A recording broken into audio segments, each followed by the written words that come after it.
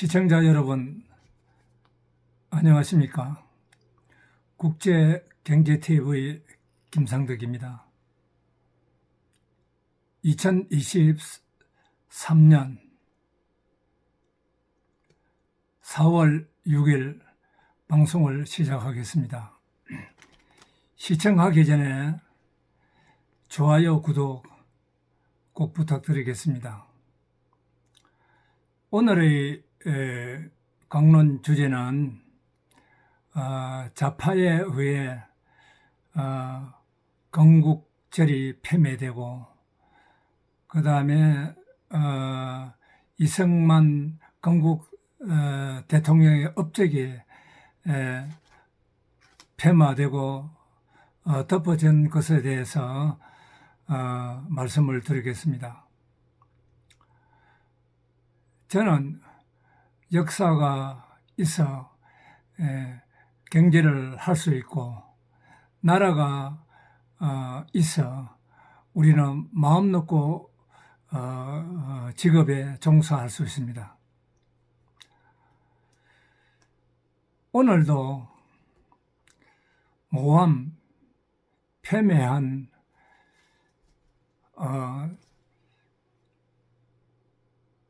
이러한 사실에 대해서 좀 진실을 밝혀내고 이승만 건국 대통령의 존엄성과 그 다음에 대한민국 건국에 대해서 세계 10대 경제대국으로 발돋움한 것은 거국 자유 대한민국 건국이 있었기 때문입니다.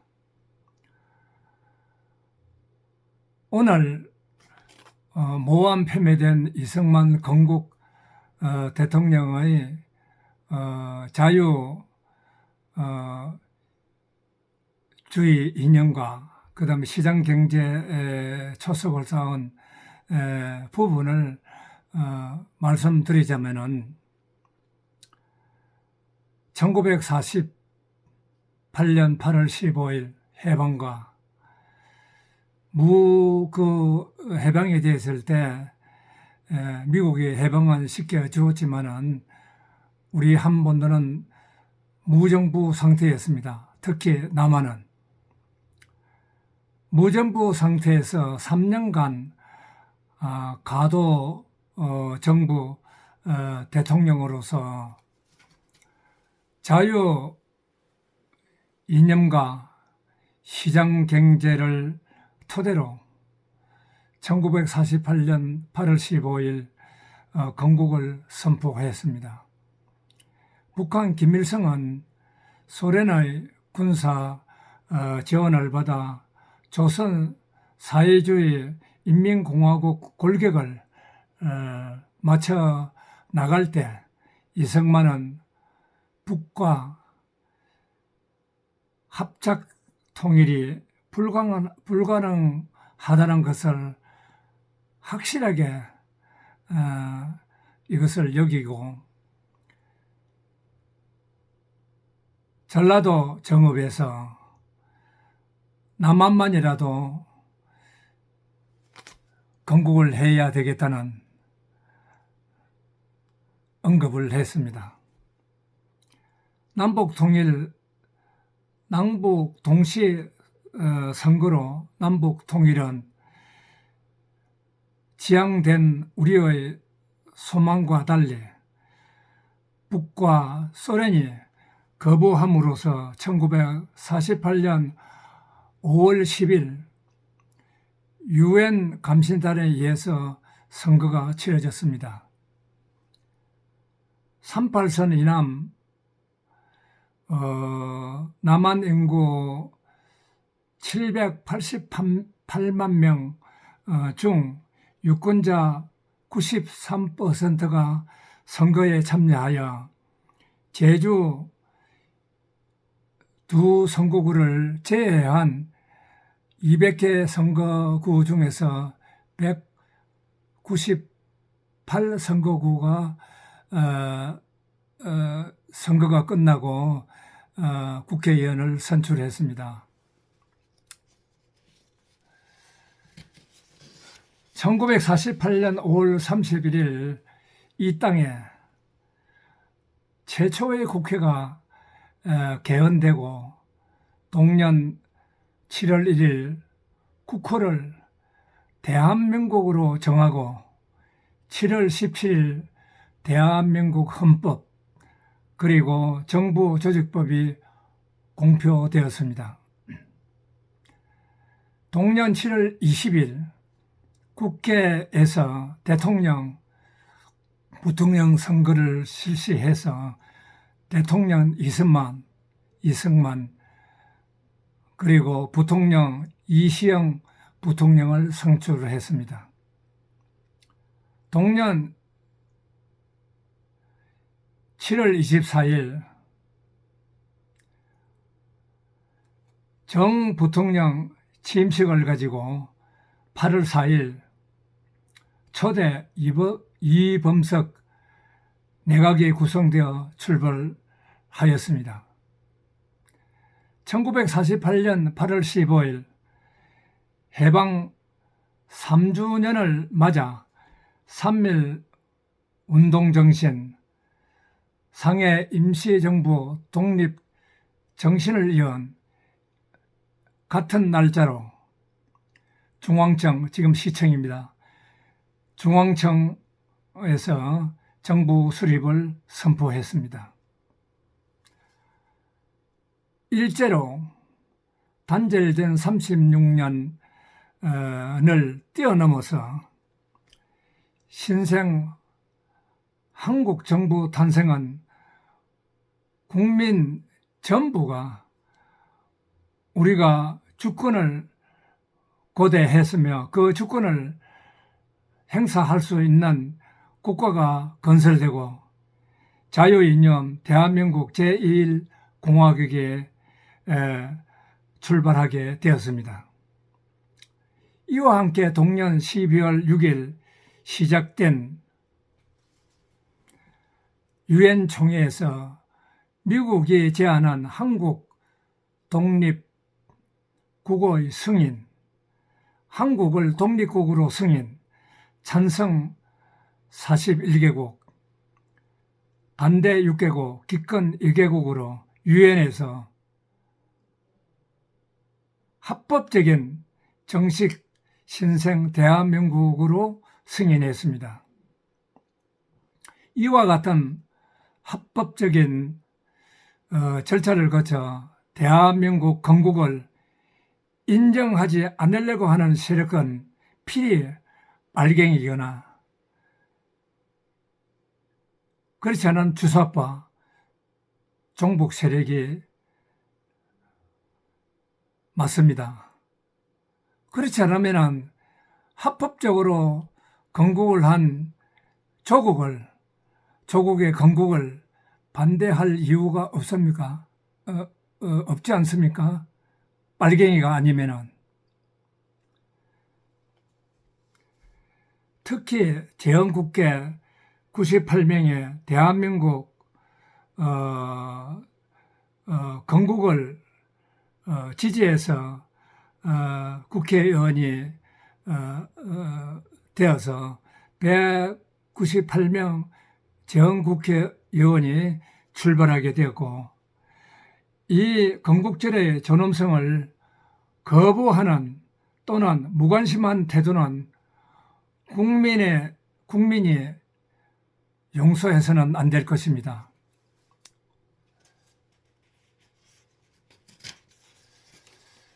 다음 선거 때, 다음 총선 때 대한민국 건국을 인정 안 하는 국회의원은 또는 후보는 낙선 운동을 우리가 펴나가야 될 것입니다.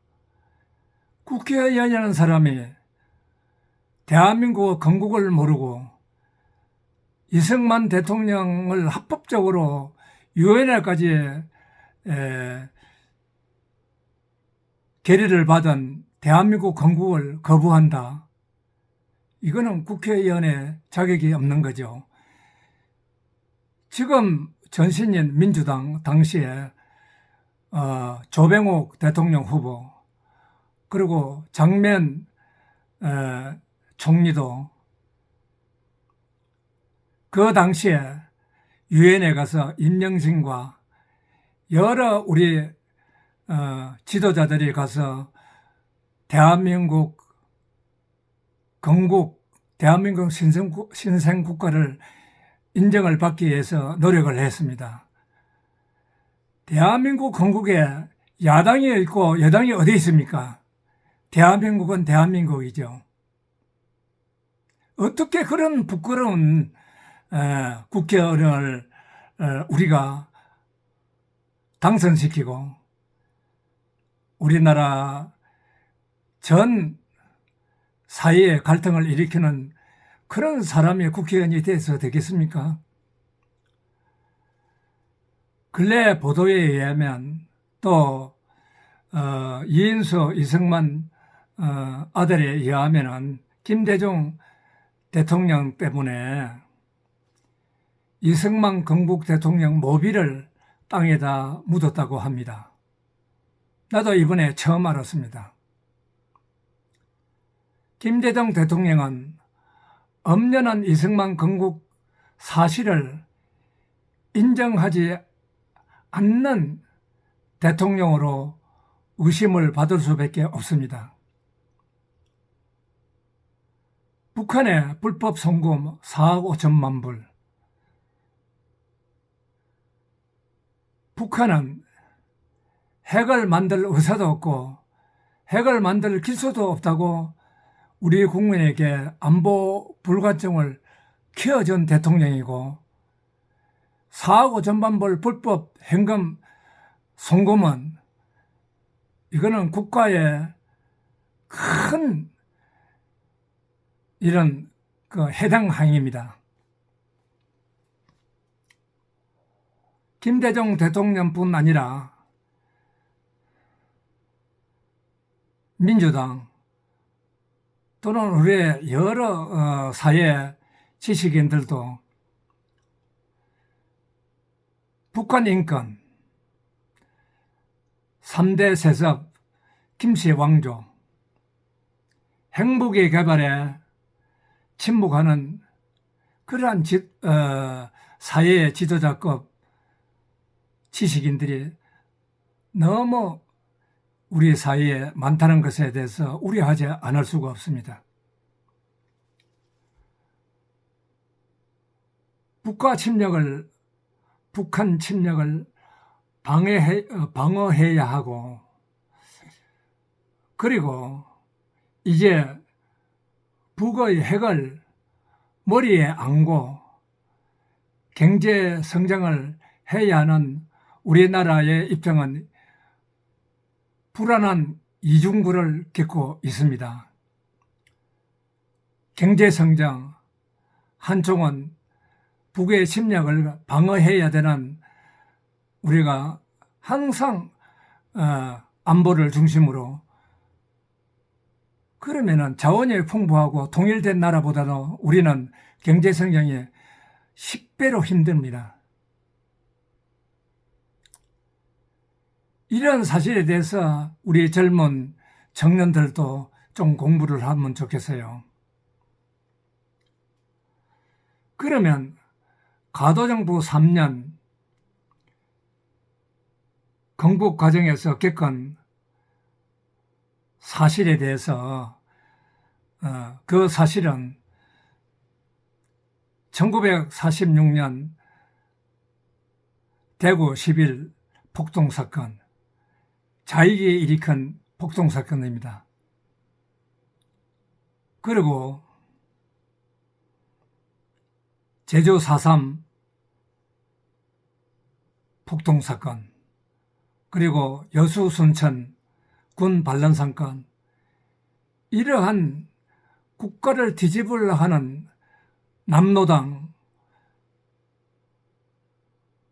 그리고 김일성과 협의해서 국가를 뒤집으려 하는 세력에 맞서서 대한민국 건국을 했다는 그 자체가 기적입니다.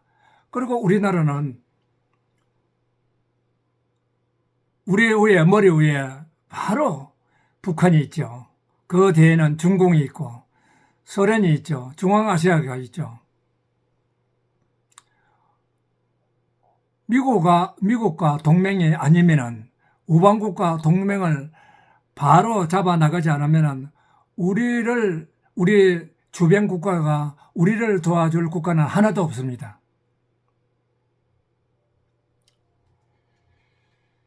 제주 4.3 폭동 사건을 그 폭동 사건 사실을 말씀드리자면은 제주는 해방 전부터서 중국, 소련에서 공산주의 학습을 받고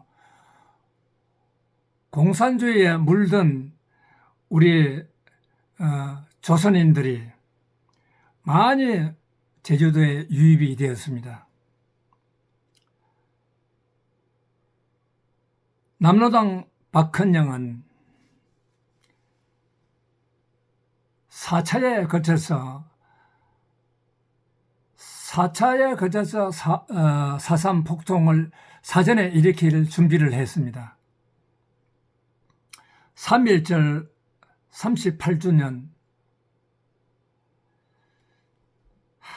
기념 행사일에 남로당, 제주도 도당, 민전, 그리고 인민위원회, 그리고 민청, 부녀동맹, 그리고 거직원 단체, 그리고 직장 조직을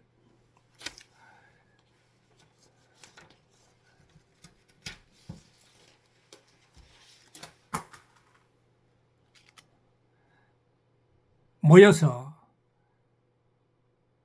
그들의 구호는 인민위원회에 정권을 내놓으라. 인민위원회에, 제주인민위원회에 제주를 양도해라.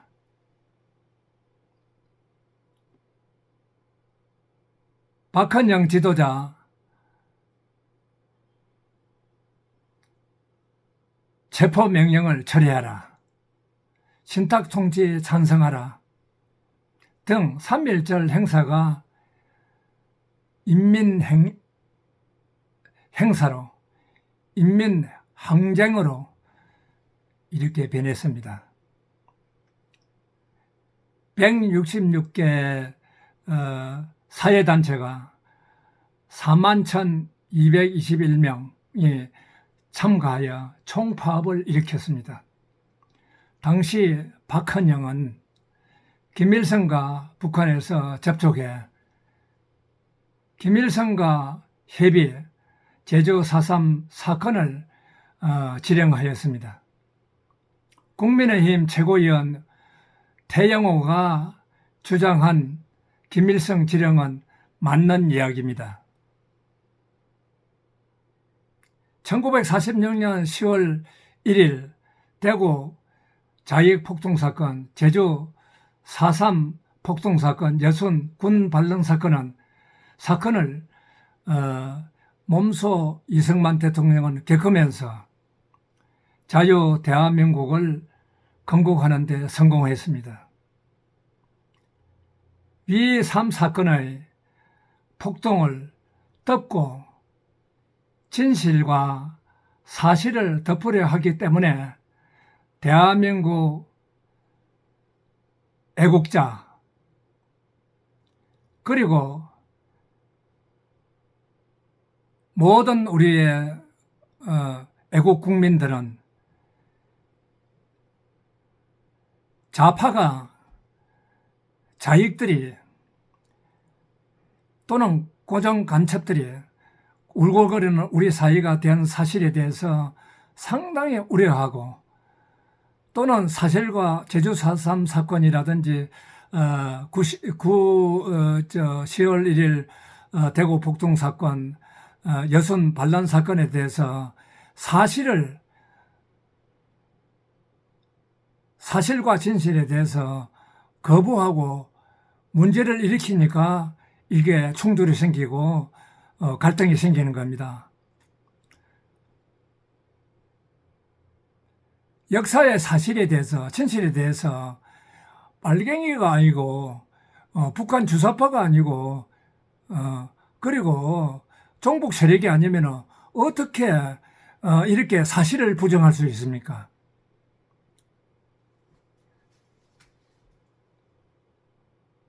여기에 대해서 우리 보수 정당, 보수 지식인들도 반성해야 됩니다. 사실과 진실에 대해서 이 좌파에 대해서 전혀 방어하지 못하고 설명하지 못하고 교육하지 못했습니다. 우선 교육부가 그렇지 않습니까?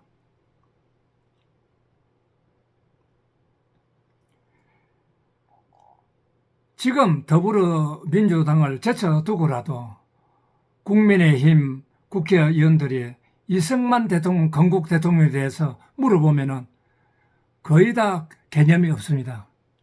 이승만 대통령이 상해 임시정부 대통령 때 떠나면서 국무위원을 모아놓고 이렇게 말했습니다.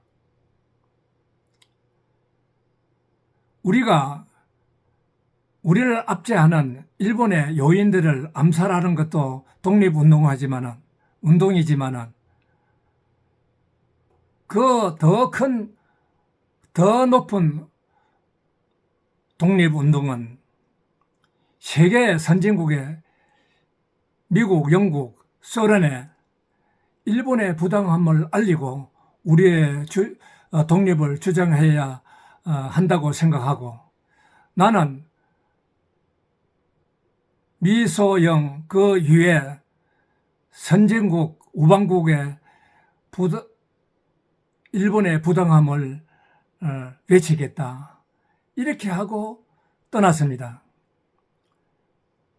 이승만은 미국과 화해를 중심으로서 그렇게 독립운동을 하면서 미국에 유학생활을 하면서 중국 국민당 총통 장객석 부인 송미령에게 전화를 해서 미국에서 같은 학교 공부는 아니지만 미국 유학생으로서 친분이 많았던 모양입니다. 전화를 해서 우리 임시정부의 어려운 재정, 우리 임시정부의 생활, 그리고 안전에 대해서 국민당이 보살펴주면 좋겠다 하여 김구 주석은 중국 국민당의 장개석의 도움을 많이 받은 것으로 나도 알고 있습니다.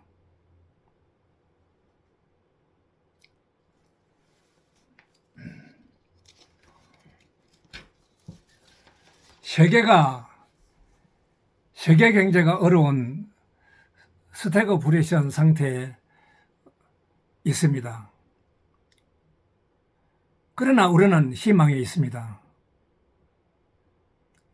우리는 일찍부터서 60년대부터 70년대를 넘어오면서 중화공업을 완성했습니다. 우리는 세계 어느 나라보다도 중화공업에 대해서 특히 동남아 국가에서 선봉을 이루었습니다. 이것이 이 중화공업 완성에 박정희 대통령은 그때부터서 방위산업을 시작했습니다. 그 방위산업을 융합사업이 발전되어 가지고 오늘날 100조 원의 이상의 우리의 장비가 수출을 하게 되었고, 아랍에미레이트 신도시 건설이라는 데 몇십조 원을, 몇백조 원을 제가 알기로는 200조, 300조 원을 이렇게 계약을 한 것으로 알고 있습니다. 현 정부의 애교라든지 또는 우리 구슬에 대해서 확실히 알려서 해외에 진출할 수 있는 넓은 시장을 개척해 나가는 이런 시대에서 우리는 다 세계적으로 지금 현재 코로나 사태로 어려움을 겪지 않습니까? 인플레이 사태로 해서 땅을 풀어놓은 돈을 걷어들여야 되는 긴축정책, 그리고 물가 천정부지로 올랐지 않습니까? 이런 것들에 의해서 우리나라는 굉장히 그래도 중화고 완성으로 인해서 융합 기술 발전을 시켜서 오늘날 세계 어느 나라보다도 그래도 자원이 없는 나라로서도 희망을 가지고 있습니다. 우리는 참아야 됩니다. 어려움을. 그리고 긴축을 해서 인플레이 되면은 안 됩니다. 그리고 스태그플레이션 현상에서는 지금 직업이 축소되고 시장이 얼어붙고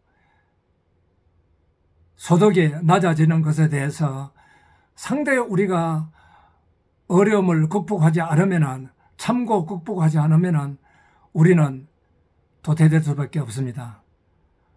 사실은 우리가 일찍이 기술이 발전되어서 수출 제일주의로 나갔기 때문에 우리는 지금 현재 그래도 수출로 가지고 먹고 사는 나라입니다. 청년 여러분, 어리광 부리지 마세요. 우리나라는 지금 현재 세계와 같이 어려움을 겪고 있지만은 그래도 괜찮은 나라입니다. 여러분이 열심히 일해야 됩니다. 열심히 일하는 자세를 가져야 됩니다.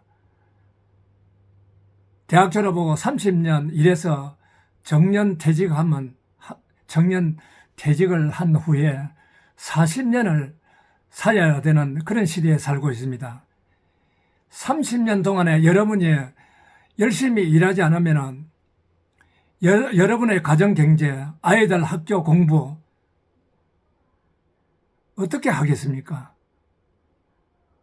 그리고 보험도 들고 국민보험도 들어서 여러분이 생활 경제를 갖다가 단단히 하면서 여러분의 노후도 생각해야 될 거 아닙니까? 여러분, 정신을 바꿔야 됩니다. 전부 별 세계에서 그렇게 좋은 그런 대학이 몇 개나 됩니까? 84%가 대학 나서 전부 다 거들먹거리고 황제 생활을 하겠다면 우리나라는 앞으로 어떻게 되겠습니까? 여러분이 일을 하지 않으면. 여러분이 일을 하는 자세가 되면 자연적으로 출산도 높아지고 아이들 키우는 재미, 커가는 재미, 이거 인생의 재미 아니겠습니까? 인생의 보람 아니겠습니까? 왜 여러분들 결혼 안 합니까? 특히 여성 여러분, 저는 여성가족부가 없어져야 된다고 하면 너무 여성들을 갖다가 여성들은 여성들의 도리가 있는 거고 남성은 남성의 도리가 있는 겁니다. 이 도리를 지키지 않으려고 하니까 출산율이 높아지지 않고 있거든요.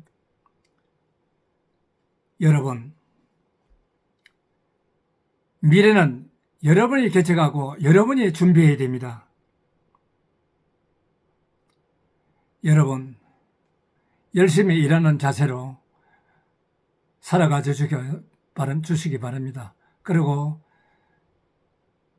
25세 되면 대학을 졸업하면 취직을 빨리 구하고 취직을 나쁜 데 가더라도 여러분 인생의 경험과 많은 앞으로 미래에 도움이 됩니다. 그것이.